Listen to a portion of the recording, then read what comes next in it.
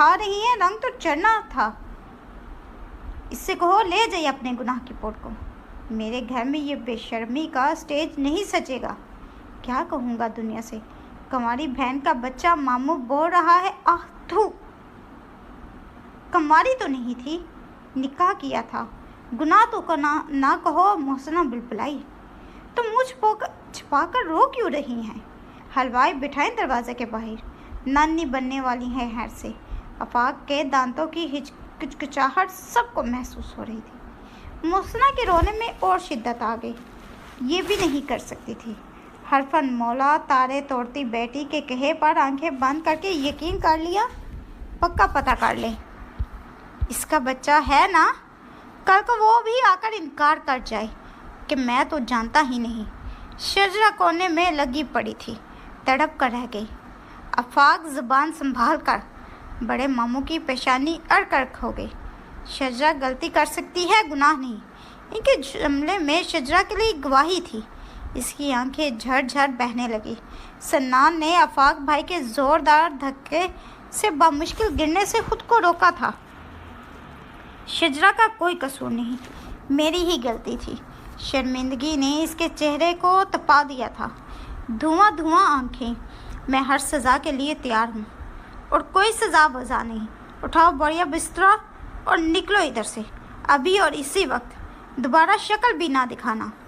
मैं कल अम्मी को ले आऊँगा। क्यों? बाजो गाजों के साथ बारात लानी है। अब भी अरमान बाकी हैं। बहुत खूब। आफाक, बड़े मामू का चेहरा हफ्त से लर्ज किया। इनके बेटे के जुमले। कई लोगों ने कहा था इतनी काबिल लड़की के लिए ये लंगड़ा ही रह गया था। एक से एक शानदार मर्द मिल जाते। कहीं तुमने भी तो नहीं सुन लिया था ये एतराज़? तमाम हाजरीन चौंके थे, सर उठे थे, फिर नज़रें झुकी थी। आह, बहुत ख़राब हालों में बैठी शजरा ने पल भर में आफाक भाई का सारा अंदर पढ़ लिया। गैरत और इज्जत के एहसास से बढ़कर हसद उभर कर वार करता था, और वो वार को इन दोनों की जानिब पलटाते थे, मगर एक पल सुकून ना मिलता था। बहरहाल अम्मी को लाओ या अब्बू को, यहाँ कोई नहीं होगा। फूलों के हार लेकर इस्तकबाल के लिए। फूफी का मुंह ना होता तो जूतों का हार डालकर मेन रोड तक ले जाता। अब बात कुछ यूँ है कि ये बैठी है सामने, हाथ पकड़ो और निकलो। पिया पिया, पैदल पैदल। आफाक ने चुटकी बजाकर शजरा को मुखातिब किया और दरवाज़ा दिखाया। आफाक, छोटे मामू ने सर हाथों पर गिरा लिया। अच्छे जुमले और बुरे जुमले इनके पास भी थे, मगर कोई भी नोके ज़ुबान पर आता ना था। कुव्वते गोयाई स्लिप हो गई थी जैसे। और तुम अपनी माँ को लाओ। और वो बात अधूरी छोड़कर सनान की सूरत देखने लगे। क्या कहकर लाओगे? वो आ जाएंगी ना, बहुत बीमार है ना वो। सनान की अम्मी मुकम्मल तौर पर बेड पर थी और एक नर्स रख दी गई थी। ले आऊँगा, व्हील चेयर पर मूव कर सकती हैं, और सच कह कर लाऊँगा। इसने झुका सर उठाकर बहुत एतमाद से कहा था, और लफ्ज़ सच कहते हुए सबकी आंखों में आंखें डाली थीं। क्या रुखसती लोगे? छोटी मामी ने पहली बार लब खोले। सनान ने इस बात में सर हिलाने वाला था, लेकिन मोहसिना के जुमले ने सर को झुका दिया। शादी के बाद 5 माह बाद बच्चा थोड़ी पैदा होता है, तो क्या अब ये हमारा मसला है इसे घर से निकालें? इसको बच्चा कल पैदा करे या 4 साल बाद। मैं इस बदनामी की पोट को यहाँ बर्दाश्त नहीं करूँगा। आफाक के जुमलों से ज़्यादा लहजा और इरादे हौलनाक थे।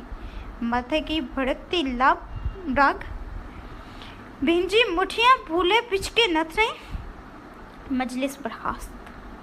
आफाक घर से बाहर निकल गया था। मोहसिना सर पर हाथ रख के आवाज़ दबा के रोने लगी। मौत का सन्नाटा हर सू छा गया था। हुम्मा भाभी हसत अमेज़ निगाहों से शजरा को देखती थी। इनकी आंखों से बेआवाज़ आंसू गिर रहे थे। बड़ी मामी ने निगाहों का मफहूम पड़ा तो सर आप भर कर रह गई। वाह अल्लाह तेरे रंग। सनान आंगन में अकेला खड़ा रह गया था। वो शजरा से बात करना चाहता था। कोई तसल्ली या تشفی یا کچھ بھی، مگر وہ گھر سے باہر نکلا تو شام اندھیرے کی بکل میں منہ چھپانے والی تھی۔ اس کا چہرہ تفکر کے جال میں چھپا پڑا تھا۔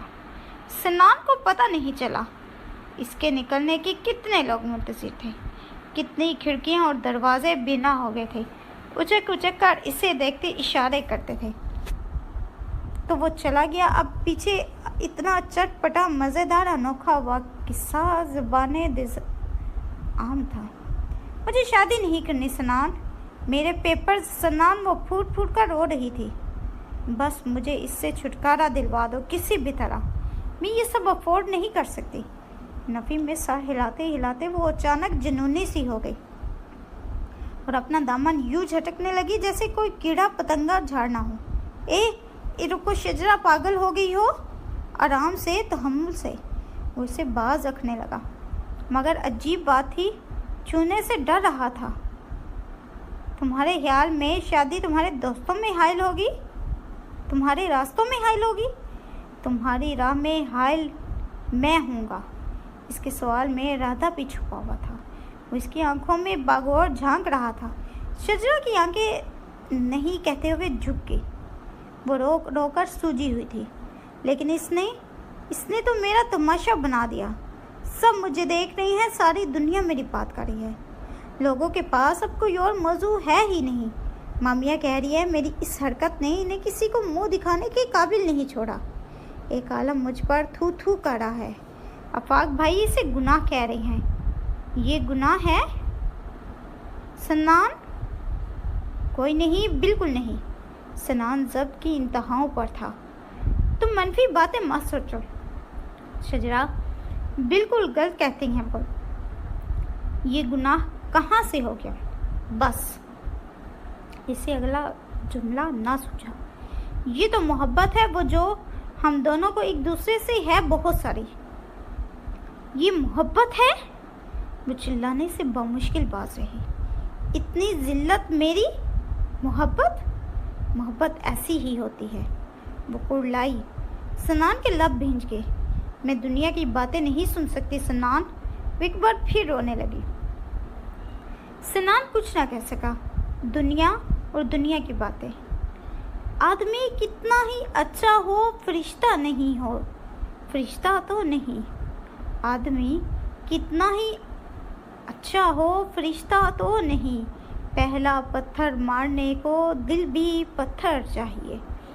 سنان کی امی ماؤں کی اس قسم سے تعلق رکھتی تھی جو بہوؤں اور بیٹیوں دونوں سے بس ایک ہی مطالبہ کرتی تھی کہ بچے جو چاہے کرتے رہیں، تہس نہس کر دیں، بگاڑ دیں یا اجاڑ دیں، انہیں ٹہری آنکھ سے بھی نہ دیکھا جائے۔ کچھ کہنا سننا تو خیال سے بھی دور۔ کسی کے بھی حمل کی خبر سن کر ایسی شاہی پروٹوکال دیتی کہ ماں سوچتی زندگی بھر ڈلیوری نہ ہو۔ ماں کے پاس مسئلہ لے جانے سے پہلے سنان نے بہت سے جملے ترتیب دیے۔ شجرا کے گھر والوں نے رخصتی کی ڈیمانڈ کر دی تھی۔ ماں کو کوئی اعتراض نہیں تھا۔ وہ بستر پر پڑی تھی اور چاہتی تھی کہ رخصتی کروائی جائے۔ سنان ہی نے شجاعت الدر کے امتحان کا کہہ کر روک رکھا تھا۔ وہ ماں کو لاعلم رکھ کر شادی کا اقرار نہیں کر سکتا تھا۔ وہ اپنے گھر کی ساری شادی کو بہت دھوم دھام سے کرنے کا ارادہ رکھتی تھی، سب خاندان کی موجودگی میں۔ اتنا تو اسے اندازہ ہو چکا تھا، ماں کے آگے حرف بحرف سچ کہنا ہوگا۔ یہ فیصلہ کر کے دل مطمئن ہو گیا تھا، مگر اسے یقین تھا کہ ماں کے مزاج کے پیش نظر بچے ہی کا ذکر انہیں قائل کرے گا اور انہیں اپنی نسل بہت پیاری تھی۔ مگر وہ پہلے پھٹی آنکھوں اور کھلے ہونٹوں سے اسے تکتی رہی۔ کیا وہ وہی کچھ سمجھ رہی تھی جو وہ کہہ رہا تھا؟ پھر جیسے ان کے اندر حیوانی طاقت آ گئی تھی۔ وہ اپنے گال پیٹ رہی تھی اور سر پر زور زور سے ہاتھ مارتی تھی، توبہ توبہ کرتی تھی اور سر دائیں بائیں پٹکتی تھی۔ نیچ خاندان، بد کردار، ایسی اندھیر مچا دی، بے شرم بے حیا، میں تو اسے بہت شریف سمجھتی تھی۔ اماں، اس نے بے ساختہ سر اٹھا کر احتجاج کیا، وہ اکیلی قصوروار نہیں ہے ماں، میں بھی تو۔ ارے ہٹاؤ، اماں نے حقارت سے ہاتھ چلایا۔ کس نے کہہ دیا عورت اتنی آسانی سے ہاتھ آ جانے والی چیز ہے؟ اور رہے تم، تو ان کے لہجے میں بیٹے کے لیے بھی حقارت، نفرت اور مایوسی آ گئی۔ مرد تو زندگی بھر جال ڈالتے ہی رہتے ہیں، اس کی عقل کیا گھاس چرنے گئی تھی؟ ہو گیا نا امی، جو کچھ ہونا تھا۔ آپ ایسے الفاظ استعمال مت کریں۔ تو میں باقی دنیا سے کیا امید رکھوں؟ میں تو سمجھتا تھا کہ آپ میری غلطی کو ڈھانپ لیں گی۔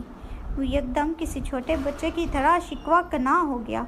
زندگی میں کبھی اس نے کسی نے سخت نہ کہا تھا، اور آج اپنی سگی ماں نے مانو بڑھنا کر دیا اور کوڑے مارے۔ غلطی ڈھانپ لوں؟ اپنی سانسیں بحال کرتے ہی امی کو جیسے کرنٹ لگا، چمک کر بولی، تم پڑوسیوں کا شیشہ توڑ کر آئے ہو کہ نیا لگوا دوں انہیں یا مکر جاؤں؟ کہ میرا بیٹا تو ایسا نہیں کر سکتا۔ سنان الیاس لاجواب ہو گیا۔ کیا جواب دوں گی دنیا کو؟ کون سی آفت آ گئی مجھ پر؟ وہ خود کلامی کاری تھی اور تیز مگر کپاتے ہاتھوں سے کبھی سائڈ بورڈ پر اور کبھی تکیے اٹھا کر کچھ ڈھونڈ رہی تھی۔ گولی یا انہیلر؟ گولی ہاتھ پر رکھ کر وہ پانی لینا چاہتی تھی۔ سنان نے سورج سے گلاس کی طرف بڑھا تو انہوں نے ہاتھ جھٹک دیا۔ وہ خود پانی پی سکتی ہیں۔ سنان شکست خوردہ سا بیٹھ گیا۔ وہ خود میں سمٹا جا رہا تھا۔ ہم کہہ دیں گے کہ آپ کی ناسازی تباہ کے باعث رخصتی جلدی کر لی۔ بہت دیر بعد سنان کی جھجکی ہوئی آواز ابھری۔ امی بیڈ گراؤنڈ سے ٹیک لگا کر آنکھیں موندے خود کو بحال کرنے کی تگ و دو میں تھی۔ بری طرح چونکی، پھر چہرے پر طنزیہ مسکراہٹ آ گئی۔ بہت خوب، اور یہ بہترین حل آپ کے دماغ کی تجویز تو لگتا نہیں کسی اور ہی نے لڑایا ہے۔ وہ محسنہ آنٹی اور مامیاں، ہاں وہی دے سکتی ہیں ایسے پلان۔ مگر یہ تو بتاؤ لختے جگر، دنیا کو یہ کیسے بتلاؤں گی؟ موت نے اتنی حسرت پیدا کر دی کہ پوتا بھی 5 ماہ بعد بلوا لیا۔ اللہ کے ہاں سے کہ اپنے جیتے جی بیٹے کا گھر بستہ دیکھنے کا ارمان تھا اور پوتے کا منہ بھی دیکھنے کی طرف تھی، سو اتنی جلدی مرچائی کہ شادی کے 5ویں مہینے دادی بھی بن گئی۔ بے واہ، میں تو ولی ہو گئی۔ مرتے وقت کوئی حسرت نہ رہی، سارے ارمان پورے کر دیے۔ مثالیں دیں گے لوگ میری۔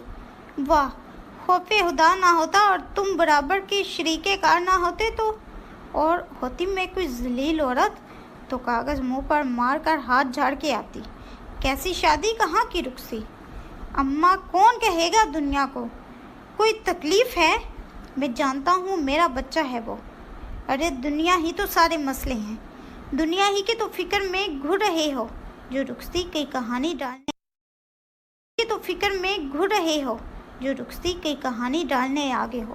دنیا کو کچھ نہیں سمجھتے، دنیا ہی تو سب کچھ ہوتی ہے۔ ہائے، وہ گردن تکیے پر ڈال کر جیسے تازہ دم ہو کر ہائے کرنے لگی۔ شجرا نے رو رو کر کہا تھا اسے اس مصیبت سے چھٹکارا چاہیے کسی بھی قیمت پر۔ تبھی اس نے مصیبت کو محبت بتا کر اسے شانت کیا تھا۔ محبت کی نشانی، محبت کی مجسم صورت، تحفہ عطیہ۔ محبت عزت کے ساتھ ملی تھی، پھر صورت بدل کر ذلت کیسے بن گئی؟ یہ ایک شکست جو ہم کو ہوئی محبت میں زمانے بھر کی فتوحات سے زیادہ ہے۔ ہر مقام پر فاتح، کامیابی کا جھنڈا گاڑ کر سینہ تان کر چلنے والی شجرۃ الدار نے ہر شے کو اپنی مرضی کے مطابق کر لینا اور سنبھالنے سے پہلے سیکھ لیا تھا۔ نفی یا ہار کا صفحہ اس کی زندگی کی کتاب کا حصہ تھا ہی نہیں، لیکن اب کی بار وہ سب ہو گیا جو قطعاً نہیں ہونا چاہیے تھا، یا پھر اس کا نتیجہ اس طرح سامنے نہ آتا۔ سیدھی ہموار رواں زندگی کے اندر اتنی بڑی غلطی، سیدھی زندگی کی رنگینی سے پیدا ہونے والی سنگینی، جس کے ارتکاب کے بعد احساس تک پیدا نہ ہوا۔ لمس میں ہوس نہیں تھی، محبت تھی۔ محبت طلب میں بدل گئی تھی۔ غلطی پر شرمندگی تھی، رونا دھونا پچھتاوا دوبارہ نہ کرنے کا ہے، اور ایک دوسرے کو تسلیاں، محض تسلیاں۔ تو کیا ہوا؟ کوئی بات نہیں، ہمارا نکاح ہو چکا ہے، کون سا گناہ ہو گیا؟ لیکن وہ باتیں جو شجرۃ الدر سن رہی تھی وہ کانوں میں پگھلا سا تھا۔ اور جو سنان الیاس مسز الیاس کے منہ سے سن کر آیا تھا، دھیما بولتی، حلیم الطبع، مہذب، نپا تولنا بولنے والی ماں کے جملے اور انداز، انہوں نے اس سے نجات کا راستہ تلاش کرنے کی کوشش کی تھی۔ محبت ناریل پانی کی طرح ہوتی ہے، سخت خول میں ڈھکا چھپا، چلو بھر محفوظ پانی۔ سخت خول اور دراصل عزت ہوتا ہے۔ محبت عزت کے سخت خول سے جدا ہو جائے تو ایسے ہی خوار ہوتی ہے، جیسا چھلکا ہٹانے میں بے احتیاطی ہو تو ناریل پانی پیروں میں گر جاتا ہے۔ اور ان دونوں کی محبت پیروں میں گری پڑی تھی، پیروں سے زمین کھنچ چکی تھی۔ ڈاکٹر نے صاف قطعی الفاظ میں انکار کرتے ہوئے ایک لمبا پرچہ دوائیوں کا لکھ دیا تھا۔ زبانی ہدایت نامہ اس کے علاوہ تھا۔ ہم دوسرے ڈاکٹر کے پاس چلتے ہیں۔ یہ ڈاکٹر بوڑھی اور مذہبی، ہاتھ میں تسبیح تھی۔ وہ آدھی بات سن کر ہتے سے اکھڑ گئی تھی۔ تم لوگ پاگل تو نہیں ہوگے؟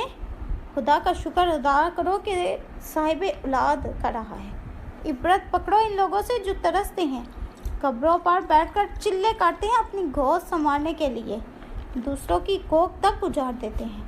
تم اپنا بچہ ضائع کروانے آ گئی، وہ بھی میرے پاس؟ میں نے کیا اس لیے پڑھا تھا کہ ڈاکٹر بن کر بچے ضائع کرواؤں گی؟ یہ ڈاکٹر کی ابتدائیہ تھا تقریر کا۔ تقریر کے 350 صفحات ابھی باقی تھے جنہیں وہ سنا لینا چاہتے تھے۔ سنان نے سانس کے وقفے کا فائدہ اٹھایا۔ ڈاکٹر بولنے کا موقع ہی دیتی نہ تھی۔ میں سمجھ سکتا ہوں ڈاکٹر، آئی ایم سوری کہ ہم نے آپ کو ہرٹ کیا۔ دراصل میری مسز کے پیپر ہو رہے ہیں، ہمیں پتہ ہی نہ چلا بیبی کا۔ یہ شدید اسٹریس میں آ گئی ہیں۔ سو اس نے قصداً جملہ ادھورا چھوڑ دیا۔ شجاعت الدر یوں چپ تھی جیسے منہ میں زبان ہی نہ ہو۔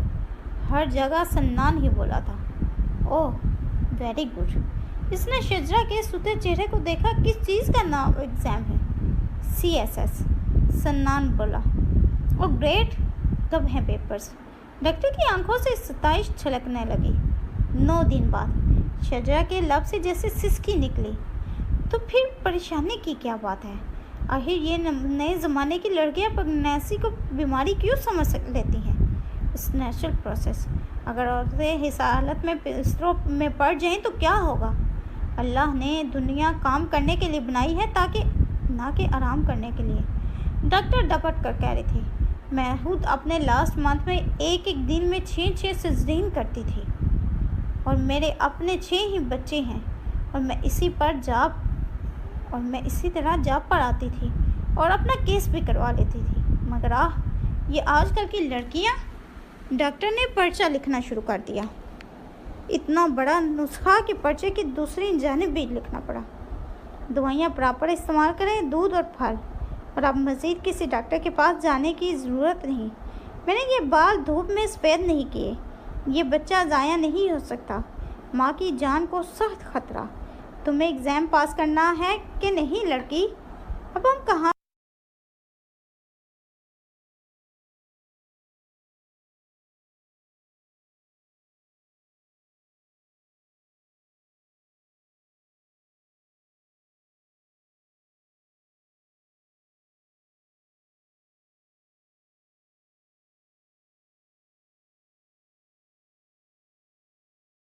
کھا